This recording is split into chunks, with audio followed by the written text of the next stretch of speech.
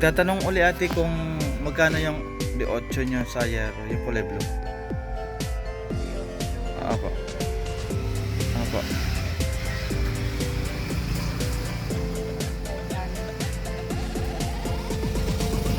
Ay, 450 yung ating D8. And then yung 12 po, nasukat. Ayan, nandito na po yung ating ibang materials, yung ating order kanina. Ayan mga kalingap, kahit po na bagyo, na ulan, malakas, tuloy pa rin ang gawa ng bahay. Ayan, tuloy pa rin ang gawa ng bahay ni Tatay Oscar. Kahit malakas na yung ulan.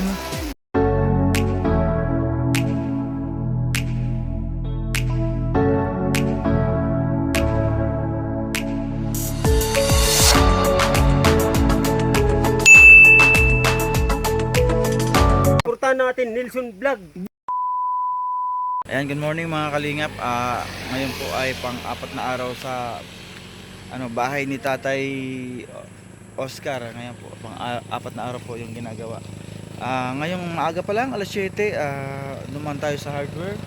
Tayo ng kailanganin ng mga gamit kasi kailangan na lang natin ng Yero and then Hardiplex, yung pang dingding. Ayan, napaaga rin yung ating mga skills, yung ating mga foreman, yung mga gumagawa ng bahay. Ayan. Nagpunta ako dito kasi magkaiba yung parang di nagkaintindihan si Amba Joey the Great. Gusto maging 12 yung sukat nung 10 yung sukat nung Yero. Ang nakasukat pala dito ay 8, sabi ng ating gumagawa. Ayan. Magtatanong uli ate kung magkano yung D8 nyo sa Yero, yung kulay blue. Apo. Apo.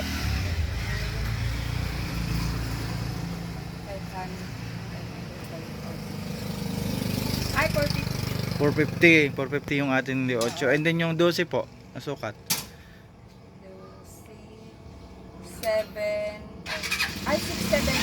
675 po yung isa ng ating 12. Hindi yung ating Hardiplex ate. Ano yung kapal niya? 4.5. Wala po kayong 1/4. Ayan yung 1/4. Oo.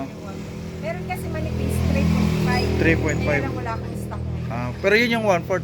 Yung 4.5. Magkano po isa nun te? 500. 500. Ayan.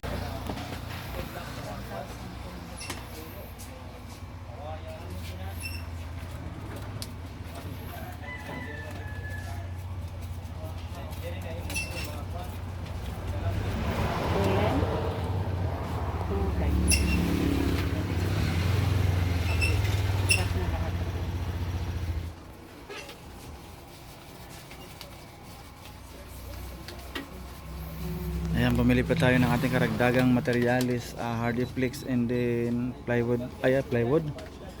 Yero po. Yero, tapos PVC pipe. Tapos isang planchado yung lalagay sa bubungan. Ayan, andito na po yung ating ibang materialis, yung ating order kanina. Day 4 to ito ngayon, pang-apat na araw. At ang ating nabiling materialis ay ayan, PVC pipe. Yung Yero, yung bubungan ni Tatay, and then yung planchado, at din yung ating Hardiplex andito rin. Ayan yung Yero ni Tatay, kompleto na yan.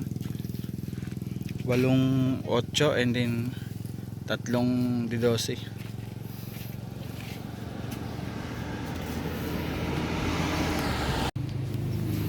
Ayan, bibili ulit tayo ng kakulangan, kulang pa. 2 kilong umbrella nail and then 1 kilong pako na detrace. Ayan, 100 daw yung kilo ng umbrella nail, 75 yung pako. Bali ito 75. Ayan, andito na siya, karagdagang 275. Thank you ate.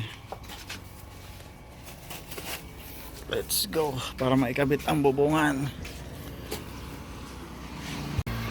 Ayan mga kalingap, pang-apat ng araw na ngayon sa ginagawa nating bahay ni Tatay Oscar. Ayan, kinakabitan na siya ng bubungan.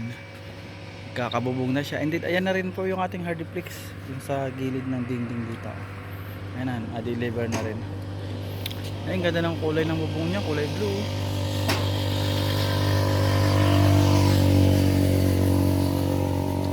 Ayan si Kuya Itmar, ayan. Tumutulong yung katiwala ng lupa dito.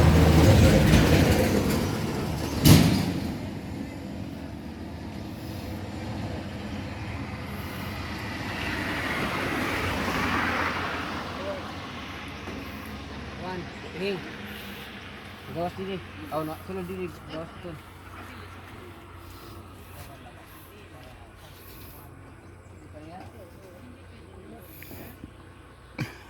Tama-tama yung sukat niya, oh. 28 na yero. Sakto hanggang dulo. Ayan sa tuktok.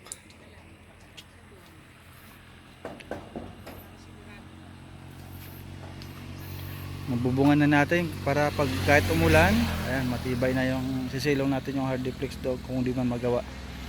Kung umulan man ngayon, at least may bubong.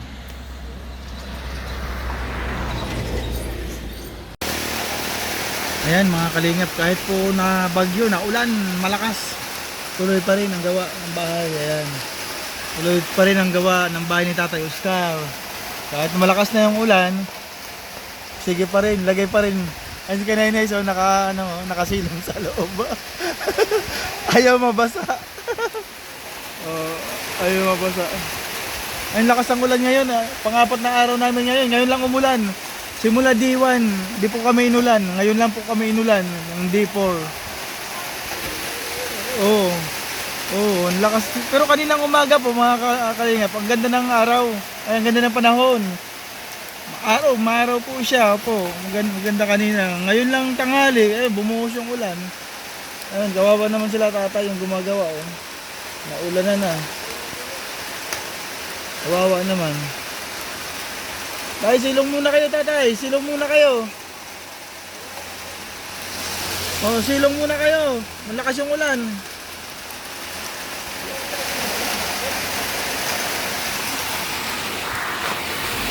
Mga kalingap, di talaga paawat sila tatay.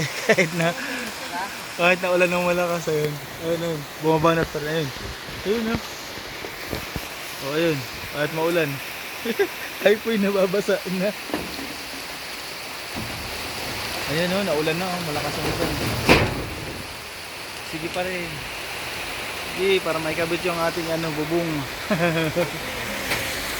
Wow, naman. Mga basaan na sila kuya o si tatay ah.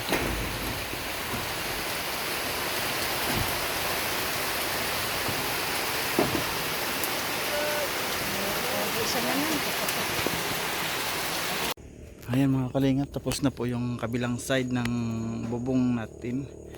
Bubong ng bahay ni Tatay Oscar. And then ayan, kinakabit na po nila yung sa kabilang side. Bali sa kabila 6, and then sa kabila rin po 6. Tapos yung mahaba po na 3, dito na po yan. Idudugtong po putol-putulin. Wala na, medyo gumanda na yung panahon, tumila na yung ulan. Mga kalingap, patapos na po yung ating bubungan. Ayan. Nilagyan na siya ng yung sa gitna. Anong tawag dito na yung sa gitna? Para hindi siya pusokin ng tubig. Noso na tawag kuya nga, butang niyo. Noso na tawag, noso ngaran. Dire, noso ngaran niya doon. Alulod? Adi. Ano ba yan? Yung pagait. Sugabong. Sugabong. Oh, nangahalin tayo gulat. Ayan. Sugabong na lang po yung nilalagay, tapos na yung ating bubong. Ayan, sa kabila tapos na rin po. Ayan. Buo na yung ating bubong. Safe na po kahit umulan. Hindi na tayo mga ngamba na mabasa pa. Ayan.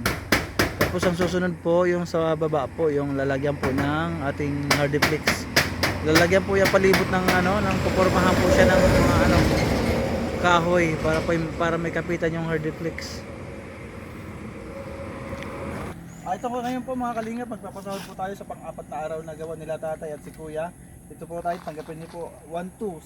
600 po yung isang araw nila. Tayo, ano masabi niyo tayo? Maraming salamat pa. Mga kalingap, pang-apat na araw po nagawa ng babahay natin kay Tatay Oscar. At ito po yung mga nangyari ngayong araw. Ito po yung mga kaganapan. Tara po, silipin po natin yung bahay ni Tatay Oscar. Halos buo na siya. Ayan, may bubungan na po siya. Oo, nakikita nyo po, may bubungan na siya. Ayan, kasama ko si Kanay sa Edna Condor kasi wala kaming sasakyan ngayon. kaming dalawa lang ay nagmotor at si Ryan po ay si Yansky TV po ay hindi po nakasama.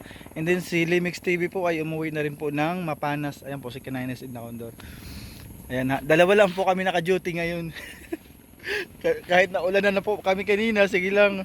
Rain or shine. Rain or shine, ayan. Duty kami. Oo, rain or shine ang duty namin. Kasi wala yung aming amba na sa Bicol. Kaya kailangan at sikasuhin natin habang wala yung ating amba. Ayan mga kalingap po, halos matapos na po ang ating pagkakikita ng Oscar. May mga ano pa naman tayo, may buhangin pa tayo, ayan. Then,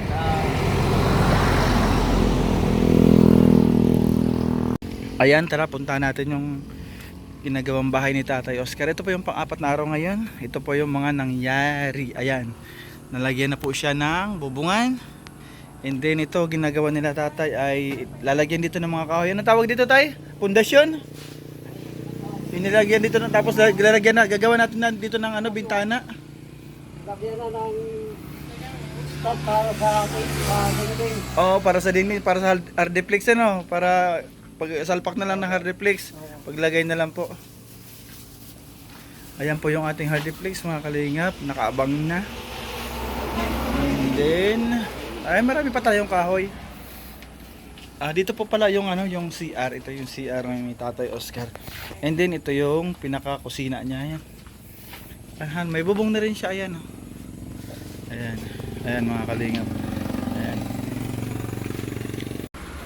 Ayan mga kalingap, hanggang dito na lang po yung ating video sa pang-apat na araw ng paggawa ng bahay ni Tatay Oscar. At sana po, huwag po kayong bibitaw, lagi niyo po panoorin. Sana rin po makalipat na agad si Tatay Oscar kasi masama yung panahon ngayon, may bagyo ata, maulan. Kanina pa umulan tanghali. Ayan. Kahit kami naulan kami, sumilong lang kami dito. Ayan, hanggang sa susunod po mga kalingap. Maraming salamat pala sa mga sponsor na nagtulong-tulong para dito sa bahay ni Tatay Oscar na to para maitayo. Ayun, Ma'am Claire, ay kay Ma'am Beverly, ayan kay Ma'am Beverly na nagpauna ng 5,000, ayan po. Ma'am Beverly, kay Manay Tere, kay Ate Marcy, kay Ante Rosa, and then kay sa lahat-lahat po ng ano, kay Ate Hilin pala, kay Ate Hilin may bigay dito si Ate Hilin na 1,000. Ayan, maraming salamat po. So hanggang sa susunod po.